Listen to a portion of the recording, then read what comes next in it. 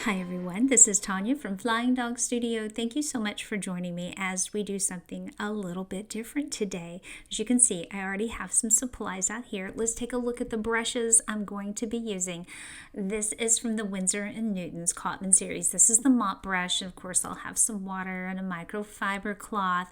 Then I have a couple more brushes hidden over to the side. I have a size 6 and a size 3 round, again from that Cotman series from Winsor & Newton, and I may or may not use those, but I have them all to the side just in case. And then I have my Kuretake here, and you can see I've already had water in some of the colors I'm going to be using for this, and then I have my swatching to the side. So if you've never used these before and you're curious, I'll link a video down below where I swatched them out ahead of time so you can take a look at that. I love this paper. This is the Saunders Waterford paper by St. Cuthbert's Mill, and fabulous paper. It's my most favorite. This is in their bound pad. As you can see, it has a little slit there where you can kind of pry the paper out when it's done. So I won't have to tape it because it is bound all the way around the side. It'll keep it nice and flat. I have some salt just in case because I really don't know what I'm doing here. This is something I'm kind of learning as I go. I saw someone on Instagram, and I'm going to link her Instagram down below so you can take a look at what she does. This is kind of like hers. It's just a little bit different. But I'm going to start with wet on wet. So I'm wetting down the entire paper. That's why I have that mop brush. And I'm basically going to use that mop brush for most things. I may pull out my roll and lang nickel brush. Honestly, I can't remember because again, I had all of my tools setting out and I was just painting. I'm just doing some color play. And unlike what I usually do, which is I sit down, I'm nice and comfortable. I do have some tea over to the side, but for this one, I'm standing up. I felt like I could just see better if I were standing up instead of sitting down. So the camera is pulled up nice and tall so you can see everything. I'm just letting these colors run together. I really don't have any type of plan in mind other than to look for the colors in the photo, my reference photo, which is on the screen, so you can get an idea of what I'm doing here. I just want to look for colors and I want to look for textures, and I have the green on there, but I'm really not going to use a lot of green. There'll end up being a little bit of green at the bottom.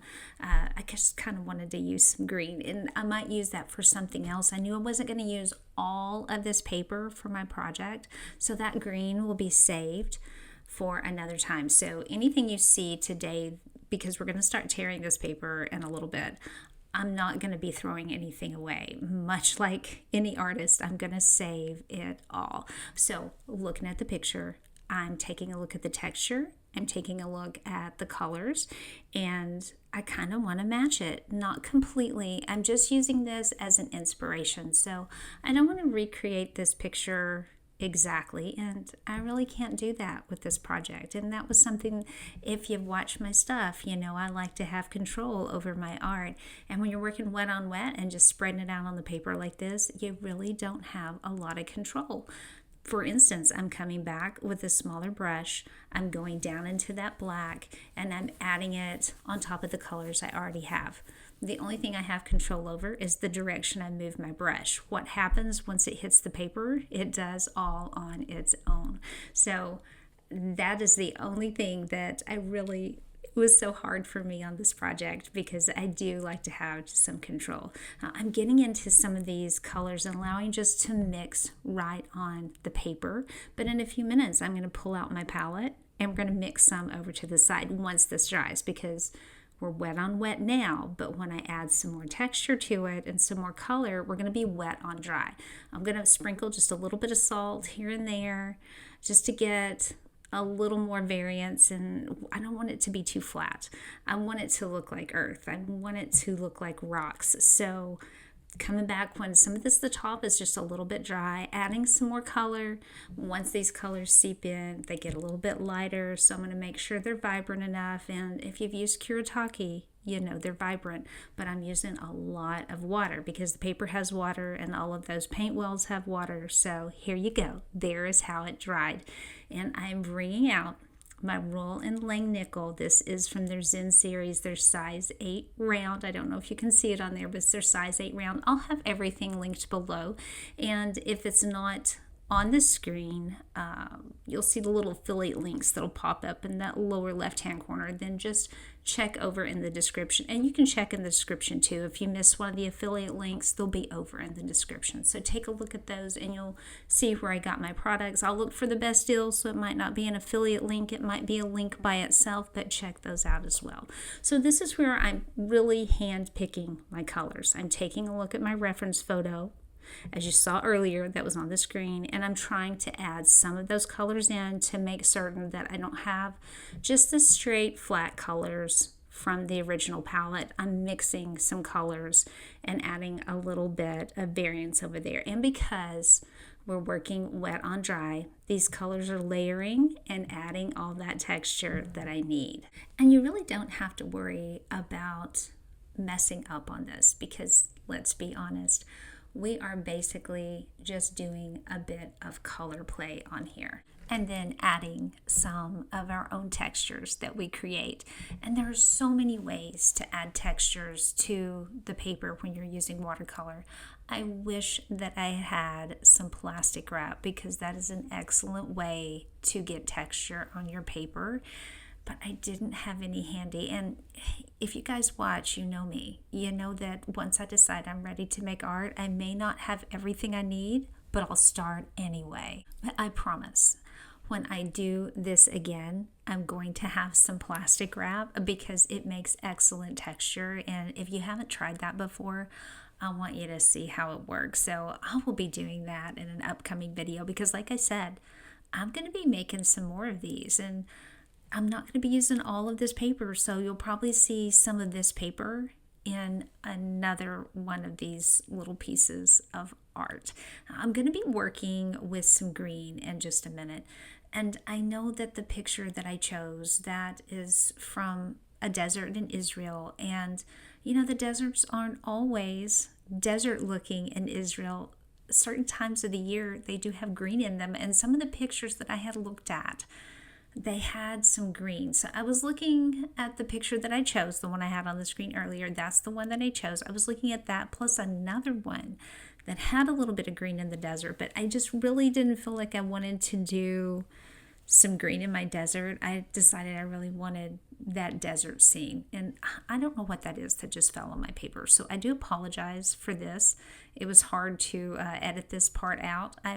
And I thought, well, you know, you could learn from my mistake on this. Whenever you have something land on your paper like that, just let it sit there and pick it off later. This is some sort of little plastic with color on it, and I think that it was over on my microfiber cloth, and my brush picked it up and then it flicked right off onto the paper. But I kept messing with it, and I was about to make a hole in my paper. And honestly, whatever this was, it never actually came completely off. It was some sort of plastic. I don't know if it was tape. Perhaps it was tape. I really don't know. But we're working with this green, as I mentioned earlier, and I'm going to be painting over even some of the salt areas on there, because it gives it a whole new effect. I know it's pulled all the color up where we sprinkled that salt, and then when you paint on top of it, especially I'm going to be down in that darker area where the blues and the browns and the blacks are, where that salt is, it changes it up and it just gives a really cool effect. This is another technique, just putting these little dots on here. You can see it almost gives it like a foliage look. And there's another artist over on Instagram, because like I said, the artist who I originally saw do this, she inspired me to do some art like this on my own. I watched another artist that puts dots on her paper with watercolor. She does all sorts of textures. So I watched her and got some ideas for textures. I'll list her down below as well. And if you don't follow me over on Instagram, I have a personal Instagram, which I don't really follow anybody on that, but I've started an art Instagram for Flying Dog Studio. I'll link that. So give me a follow, and we can explore art together over there. And I put up the references for my pieces. Now, not this one, but the ones that I take photographs from my garden, the flower pieces, I will put those up for you guys if you want to use them. So check that out over there. Give me a follow and say hi. Now, this is the part where I have painted over. You saw I painted over some of the salt in that area, and I left that green alone in the upper left hand corner, and I painted over a little bit of this, but I didn't want to paint over all of it. But see, it gives it a whole new look putting that on there. It kind of knocks down the brightness a bit, but it gives it, I felt like, kind of an earthy tone. So I'm bringing some browns down. I want to mix all of this together, and because that original brown that we painted has dried, I can put these colors on top. I can still see the brown underneath, but it's giving us entirely new textures and entirely new colors, and it's not so flat anymore. It's really starting to get some character, and that's what we need. Now you're going to see me bring in some other colors as we go along that I hadn't originally planned. Here I go again. I told you. This is the hard part of my brush, the other ends, not the bristle ends. And I got some of that off, and I'm even going to try. You can see it's shiny. It was very shiny. It wasn't part of my brush. At first I thought maybe part of my brush, but it wasn't part of my brush. I'm really not certain. But at this point I am starting to see a tiny indentation of where I've been digging in there, so I quit. That was the last time. So the next time I mess with it will be off camera when the paper is dry, which is what I should have done in the first place. So I'm going to keep adding all these colors on, getting a little bit thicker as I go. I'm also going to be painting over some more of that salt area right here. I don't have a lot of paint on my brush. It's more water than paint. You'll see I get a little bit more of the watercolor, but I mainly have water on my brush, and that really kind of softened the edges around the white part of where the salt sprinkled, and it kept it from being looking so much like salt had been sprinkled there, and gave it a different kind of texture. I'm going to use that and some more stuff in the future. Let's take a look at the rest of our supplies. I have a piece of paper that was cut. I believe it's like 4 1/4. Yeah, it's 4 1/4 there by 4 1/4 square, because that's what fit down inside of this little shadow box. Now I got this from Michael's, and I'll freeze the screen here. You can take a look what it says about the shadow box. I'm not certain. I can link that exact one. I will try. And then these scissors. If you have arthritis, you need these scissors. These are by Fiskars, and they are for people with arthritis. You can use it for left or right-handed people, so that's awesome. I have my brush, and then I have some Elmer's glue all. Now, I'm not going to use that Winsor & Newton brush for that glue, so if you saw that and were starting to freak out, no, I absolutely am not. I'm using that for this part. What I'm going to do is paint the sky. I didn't want to paint the paper and use it torn paper for the sky. And I've seen a couple of artists do this type of project, but my favorite one I'll have tagged below. And that's how she does some of hers. So now here's our paper. And I'm starting at the bottom, and I'm tearing off what I don't need. I know I'm going to use this part, and I'm kind of eyeballing it here, measuring just a bit to see where I'm going. There are 2 different ways you can tear this. You can tear it where it leaves a white edge on the part you want to use, or you can tear it the other way. If I bent it down a different way and tore it, then it would leave a solid edge, and you're going to see that demonstrated in just a minute. So that part I didn't need. I kept the part I wanted. I'm trying to decide by looking at the picture what other parts I want and how I want to tear them. Now you can see when I tear this one, the part I have in my left hand does not have that white border on it. The one I put on top does. I kind of like that white. So I'm going to come back in and do a little altering in just a minute. Now I know I want some of that blue up at the top, almost up into the purple, and I'm trying to decide which parts. So you just kind of need to take your time on this. Don't rush it. And I knew that I didn't need this portion, so I'm just gonna get rid of that. And sorry, that was a little bit hard. It landed on the table, but I'm getting a pile of paper over to the side. And this part, I'm going to try to tear the shape of the mountain out, the one that's in the very, very back. So you'll see a little bit of movement of the paper there, and then I don't want that edge. Now I'm going to put them all down, and I'm not going to glue anything yet. I want to keep arranging them and make up my mind on how I want them down. Again, I'm looking at this, and it's kind of nice, the one in the center that doesn't have the white border, because that adds a little bit of visual interest, but I kind of liked the white border. You can see the one at the top and the one at the bottom. Those have the little white edge. I don't need all of this hanging off the side. So I have a pencil to the side. I'm gonna just kind of make a line and mark what I don't need. This is kind of preliminary cuts here, because once I move the paper around, I lose some of my paper lines there, and some of them hung over the edge. There's my scissors. They were kind of underneath my pile of paper.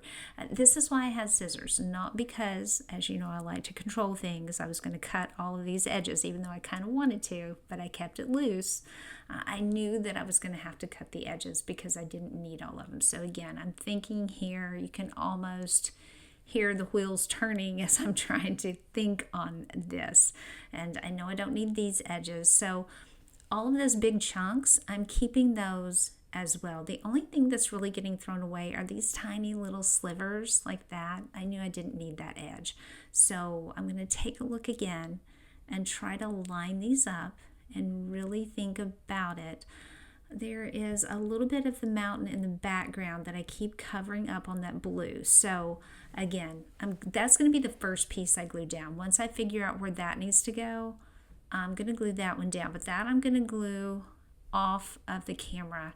And I keep moving this around, trying to figure out, and we need to cut a bit more off. So let me mark a bit more. So you have to go back and forth with this. It's kind of a play. You have to just keep playing with it and try to figure out how you need the paper. And I was getting kind of nervous because some of this is torn on both sides, and I was hoping that I wasn't cutting the wrong end. So I'm going to play with this just a little bit more, because there is a part of this background that I'm not wanting to lose on that blue, and I can't get the paper just right. Plus, I kind of want to change up that mountain in the middle. So I tell you what, here you go.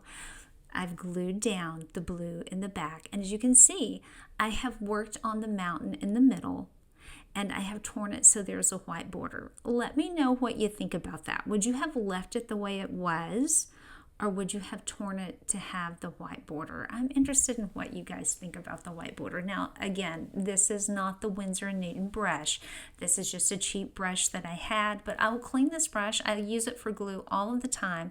It's nice and soft. The bristles are. You don't have to have a crummy brush to use your glue. I know a lot of people say, oh, you'll ruin your brushes like that. You know, if you clean them, if you use the proper brush, just use a craft brush, not a watercolor brush, it will be fine. And I love the Elmer's Glue All for projects like this, because these things, once they're on there, they're gonna stick. I've used this to do tile projects with kids before, so absolutely awesome. Now this is the last piece we're gluing on here. I'm making certain it's down. If there are any little pieces hanging over like that, I'm going to trim those off to make sure it fits in my box. And guys, this is what happens when I get hyper fixated on something. I forget my tea. That's not coffee. I tested it. It was still drinkable, so we're just going to put that to the side. It was elderberry tea, so it was fine. It was fine. Okay, we're even all the way around. Now, you could glue this inside the box with the Elmer's glue, but I'm going to change these out. I have a couple of these. You know, you could sign the piece there. You could sign it on back. You could sign it on the frame. You could actually paint the frame. Entirely up to you, but that's what it looks like all finished. Guys, if you made it to the end of the video, kudos to you. Thank you for hanging in there with me. Again, the back, you could put a hook on the back. You don't have to have the string. It's kind of up to you, but it's a fun little project. I think it would be good for little gifts. And I'll be making some more of these. I hope you'll join me for that, my friends. But until then, I will see you in the next one.